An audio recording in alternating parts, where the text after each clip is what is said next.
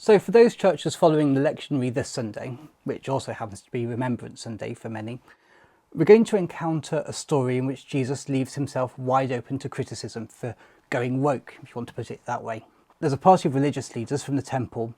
and they're trying to get him to make a mistake to either embarrass him or, even better, get him to trip up in a way which gets him thrown in prison. And so they ask him about a wife and who she would belong to in the afterlife if a series of brothers had followed the ancient law and married her after each husband had died if she'd had no children to provide for her. Now, Jesus doesn't actually answer the question, and instead he decides to talk about marriage not being a necessity in the age to come. Now, I could spend ages talking about what that actually means, but that isn't the point here, and that's not what I'm interested in. You see, what he says about the people who he describes as being worthy of the resurrection, it contains a significant detail that's very easily missed. He says that those people will be equal to angels.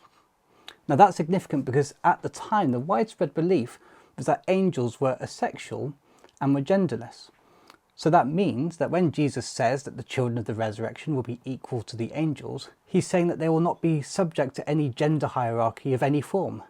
which makes the ancient marriage laws, with their strong governance of male-female relationships, frankly irrelevant. So, in short, this Sunday we have the temple ministers approaching Jesus with a question about who a woman ultimately belongs to in patriarchal systems, and Jesus replies that from the perspective of the resurrection, the question is irrelevant, because sex and gender hierarchies are not applicable to those who will be raised at the sound of the angel's trumpet.